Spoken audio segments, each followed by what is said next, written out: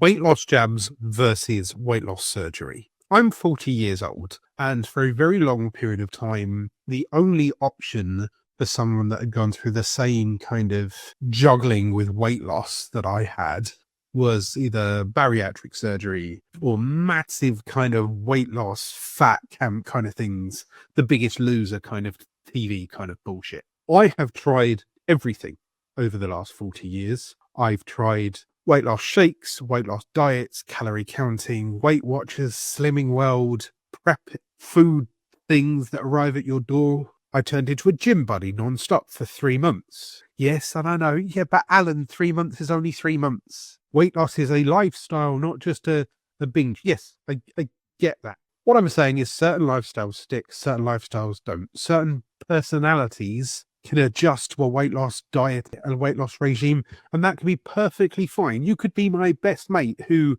gets addicted to ideas immediately, and he could go from, running for never to running marathons for like months and months and months on end.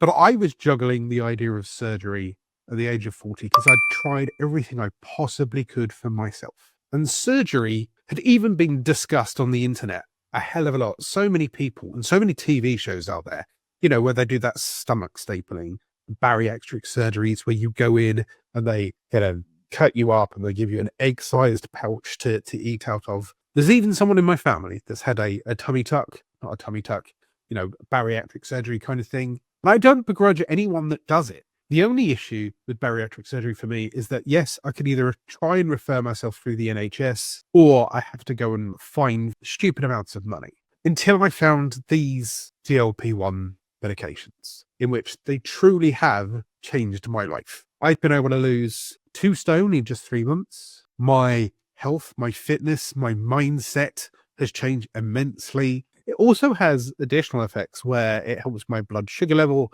It's certainly helping with my stress, and it's helping with my habits, as in I don't drink anywhere near as much Diet Coke as I used to because I just don't crave it anymore. Okay, Alan, but why are you going through all this? Why are you talking to us about bariatric surgery versus jabs? I just wanted to give kind of you an option. And maybe you can understand how I went down the route of GLP-1 medications. I'm on Mounjaro, but there's many out there. Wegovy, Zepbound, Ozempic. You can go and join some other companies like Juniper, Noom. They all use similar kind of medication. But I thought I would break down the pros and cons with you. And yes, I have used ChatGPT to kind of pull up these stats. So if my eyes disappear, I am paying attention. I'm just pulling stats for you. So the average cost of a GLP medication is, yes, you can get it free on the NHS, but you have to have a BMI of around about 35 or above.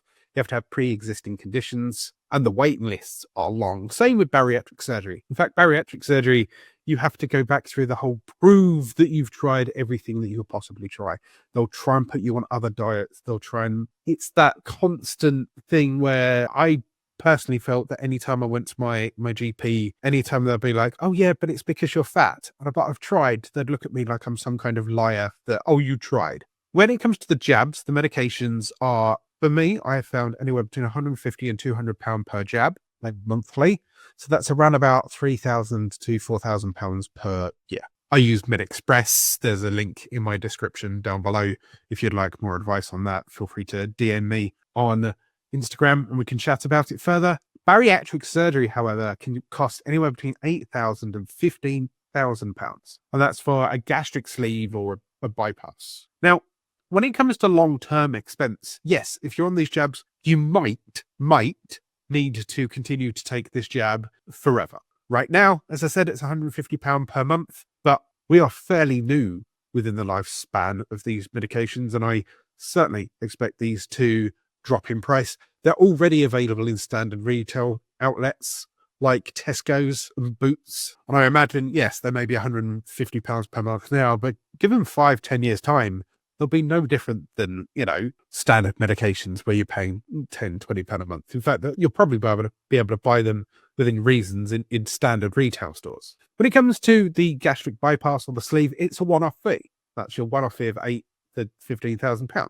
Now, recovery time on these kind of things. The jab starts immediately. There's no minimal downtime. You literally just boop. And yes, you may have some side effects like nausea, fatigue, or constipation. But in all honesty, if you're adjusting your diet accordingly, they haven't bothered me at all. Bariatric surgery requires scheduling surgery, actual knife to tissue surgery. It recovers in around about 2 to 6 weeks because it's, invasive surgery, and obviously depends on whether or not you go with the sleeve, whether you go with the band, whether you go with a full kind of rip out job.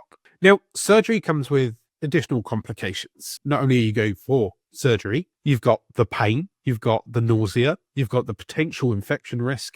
I tend to believe that the GLP-1 jabs fit much better into daily life than having to book 2 to 6 weeks off of your work. I can continue to work whilst on these jabs. I don't have to take time away. The long-term health impacts. This is where the scales move a little bit here. Now, the weight loss, the medication jabs, are supposed to help with around about 15 to 20% of your body weight long-term in around about a 72-week period.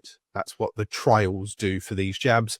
Some people continue to take them longer than that and continue to gain losses through that as well. Whilst bariatric surgery suggests that it could help with around about 25 to 35% of weight loss, especially if you go down the gastric bypass route. That's where they basically rearrange your intestines, so you've got less travel. It's effective with diabetes for the in fact, both of them are. Both improves cardiovascular risks. Now, the jabs have a moderate nutrient deficiency. In other words, because you're taking the jab, you'll eat slightly less. So therefore, you might not get as much vitamins or B12 in the long term. But you can always take additional medications for that kind of thing. And once again, you can come off the jab at any point. Now, bariatric surgery, there's a high lifelong supplement issue here because you've had your internal organs rearranged. Therefore, there is less intestinal tract for it to digest through. And they suggest long-term that the jab may have a higher risk of putting the weight back on if you come off the medication. But the medication there is you can come off it and you come back on it. You can't rearrange your intestines. Oh, okay, I've lost my weight. I'll put it back together now. But there is, a lifestyle change when it comes to bariatric surgery in general. You have to eat differently because you just literally can't stomach it. Risks and side effects. Nausea, constipation, burping, fatigue. That's what's listed for GLP-1. Dumping syndrome, surgical complications. Now, dumping syndrome, you're losing so much weight that you have to make sure that you're looking after yourself properly. Serious risks include rare pancreatitis or gallbladder issues when you're on the jab, but these are, rare. Stupidly rare. It's like reading the instructions on any kind of medication like aspirin and stuff like that. There's always a possible side effect. But once again, you can stop taking the jab at any point. Serious risks with bariatric surgery is leakage, infections, and blood clots. Because once again, you've been cut open. There is a chance that they don't sew you together properly, or that you just react to the rest of the world. And, mental health impact. Some report mood dips and appetite change. Tell you what, I've had a lot less mood dips and much more beneficial. I'm a hell of a lot more positive since I've been on these jabs. Now, is that a side effect of the medication itself or a side effect of me losing the weight? Probably a bit of both. And when it comes to bariatric surgery, some people say that the whole strain of looking after yourself or looking after your partner after a weight loss surgery can really impact the dynamic of who you are or who you live with and maybe the partner that you happen to be with. Impact of lifestyle. So yes, the jab suppresses my appetite. You can exercise on it. In fact, for best results, it's suggested to do so. And reversibility, you can stop your meds at any time. Bariatric surgery, your eating habits will be changed immeasurably. Your forced portion control via stomach reduction. In other words, they cut you smaller, so no matter what, that's going to be your small stomach from now on. Exercise is strongly recommended post-op, but obviously you have to heal. And when it comes to a bypass or a gastric sleeve, it's irreversible. Now, if you get a gastric band, obviously they can remove it, but then you still have to deal with the whole eating routine that you're dealing with. You'll still feel hungry and stuff like that. was GLP-1 medications suppress that appetite. And at the end of the day, as I said, these are the things where it used to be seen as the extreme option when it comes to bariatric surgery. In fact, that bariatric surgery used to be the cheating method, the cheat code. And I'll be honest, I even semi-judged my family member for going down that route in my own head, because I didn't understand why you just couldn't move more. But now GLP-1 medications are also being seen as the cheat code. Oh, you'd much rather take a jab than actually get off your arse, Alan. Now, this is where my mindset's changed a lot. At the end of the day, I'm doing this for me. I'm doing this for my family, and I'm doing this for my future. I know at the age of 40, I weighed 26, 27 stone. It's not healthy. You don't see many 27 stone 40-year-olds. You certainly don't see many 27 stone 50 or 60-year-olds. And I've got 2 kids that I want to be around for. And that's also the mindset that I was in before I even knew these medications were an option. So yes, I know this video has been a lot of me kind of swaying you towards GLP-1. But at the end of the day, if the GLP-1 medications weren't around, I would have still gone with the bariatric surgery route, because I want to be around for my kids. I've seen the effect it's had on my family member. I've seen how they're so much more energetic, so much happier. Additional health risks have completely gone away, because you've got to remember that this size, yes, you may be this size, but you might also be diabetic. You might also have back pain or knee problems or high blood pressure, at risk of strokes and many other things. So don't get me wrong, this is not me talking you out of either or me praising one individual over another.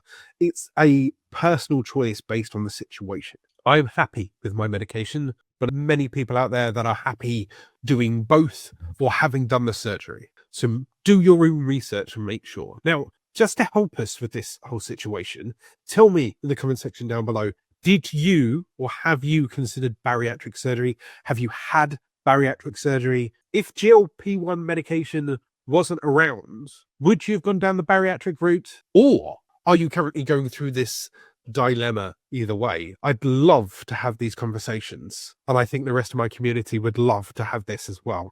Please subscribe for regular videos. I'm Alan. I'm losing it. Are you?